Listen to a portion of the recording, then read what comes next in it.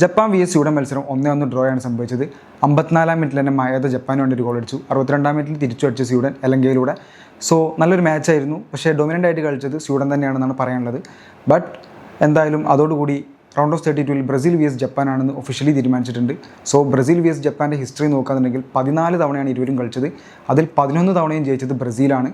So ബ്രസീലിന് അവിടെ ഒരു positive ഉണ്ട്. ബട്ട് ഒരു തവണ ജപ്പാൻ ജയിച്ചിട്ടുണ്ട്, 2 തവണ ഡ്രോയാണ് സംഭവിച്ചത്. അവർ തമ്മിൽ കളിച്ച ഹിസ്റ്ററി അതാണ്. ഇന്നലത്തെ ജർമ്മനി vs ഇക്വഡോർ മത്സരം നോക്കുകയാണെന്നുണ്ടെങ്കിൽ ഇക്വഡോർ നല്ല ജർമ്മനിനെ പൂട്ടി ജയിച്ച് അതോടുകൂടി തന്നെ ഒരു റൗണ്ട് ഓഫ് 32-ൽ ക്വാളിഫൈ ആയി ഇക്വഡോർ.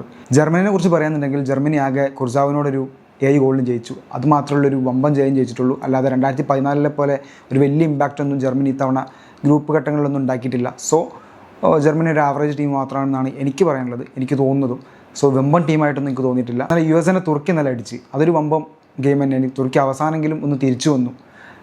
തുർക്കി എന്തായാലും എലിമിനേറ്റ് ആയി പോയി. ബട്ട് തുർക്കി അവസാനം അവരുടെ കഴിവ് കാണിച്ചു, ഒരു വമ്പം തിരിച്ചറിവ് വന്നു. രാത്രി 12:30-ക്ക് ഫ്രാൻസ് vs നോർവേ മത്സരമുണ്ട്. രാവിലെ 5:30-ക്ക് സ്പെയിൻ vs ഉറുഗ്വേ മത്സരമുണ്ട്. മിക്കവാറും അർജന്റീനക്ക് വരാൻ ചാൻസ് ഉറുഗ്വേ ആയിരിക്കും റൗണ്ട് ഓഫ് 32-ൽ. പോർച്ചുഗലിന് മിക്കവാറും ഗാന ആയിരിക്കും സാധ്യത. പക്ഷേ ഒഫീഷ്യലി തീരുമാനിച്ചത് റൗണ്ട് ഓഫ് 32-ൽ മറ്റ് മത്സരങ്ങൾ ഏതൊക്കെയെന്ന് നോക്കിക്കഴിഞ്ഞാൽ മൊറോക്കോ vs നെതർലാൻഡ് ഉണ്ട്, ബൊസ്നിയ vs USA ഉണ്ട്.